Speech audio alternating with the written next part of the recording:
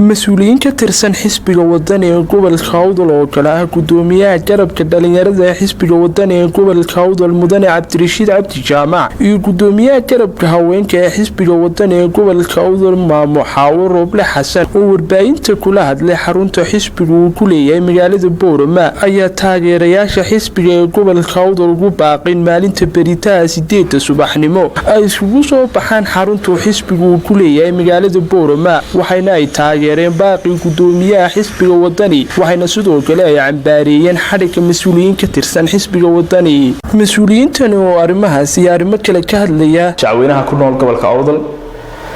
khaasatan degmada Boorama waxaan jecelahay halkan inaan ugu baaqo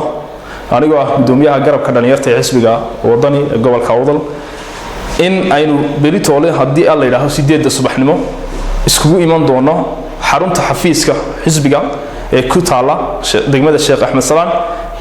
amba xaafadaha jarka agteeda ku taala inaynu 8 subaxnimo iskugu iman doono inagoo ka jawaabayna baaqi gudoomiyaha xisbiga wadani gudoomiyaha Cabdiraxmaan Ciro uu saaka u jeediyay gobolada Soomaaliland sababtoo walaalayaal la socotaan saaka xaruntii dhexe xisbiga shalay toole wuxuu gudoomiyuhu ku baaqay 8 aroonimo la isku yimaado 8 saaka ilaa xalay waxa haystay ciidamadii ugu badnaa ee xarun qabsada haystay waxa weeyaan saaka gudoomiyaha iyo xubnaha sarsare ee xisbigu iyagoo gacmaha haysta si salmiye u socda ay ku galeen xaruntii xisbiga waxaan leenahay ciidamada qaranka waxaad ciidamo u tihiin shacab weynaha Soomaaliland waxaad ciidamo u tihiin muwaadiniinta reer Soomaaliland waxaad ka ilaalisaan ama ka difaacdaan cadawga Soomaaliland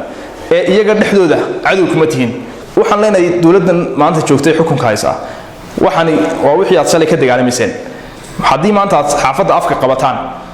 shacabka afka ma qaban kartaan haddaad shacabka afka qabataan xisbiga wadani afka ma qaban kartaan labada xubnood ee sarsare xisbiga laga xidhay afayeenka iyo xogayahana sifa sharci darra ay ku xidhan yihiin waxaan halkan ugu baaqayaa dhammaan haweenweynaha gobolka Awdal inay ka soo qayb galaan mudaharaad lagu ambaaraynayo falkii ka dhacay shid darraatii ka horeysay maxaan ku dhahdaa golaha baarlamaanka ee ay ku ansixiyeen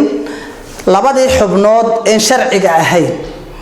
mudaharaadkaas oo saad u ogtihiinba gudoomiyaheena xisbiga wadani Maxamed Cabdilaahi Ciro uu ugu dhawaaqay ummadda inuu masayrkeeda iyo waxay xuquuq u leeyihiin uu kaga dhawaaqay in ay ka mudaharaadaan xaqooda la maroorsaday kaasi wuxuu ina tusayaa dalku waa dimuqraadiyad baa la yiri dimuqraadiguna maanta mudaharaadka xaaraanta noqday halka laga ansixiyay horta ma garanayo sababtoo ah dalkiina wuxuu ku jiraa qayb iyo xukun buu ku jiraa qayb iyo xukunna cidna qaadan kari mayso wad arkaysiin Soomaaliland maanta in dadkeedii la kala diray bari iyo galbeedba tiibay nabadgelyo darrana ku biirtay iyo handadaad iyo cagajugleyn iyo kolba cid la xidhaa waxaan taageersanahay baaqa gudoomiyaha iyagu u soo jeedshay waanan ayidsanahay waanan banaan baxaynaa cid naga hor joogsan kartaana ma jirto Cabdirasaaq Umar Nacad Awliyo telefishinka codka bariga Afrika Boorama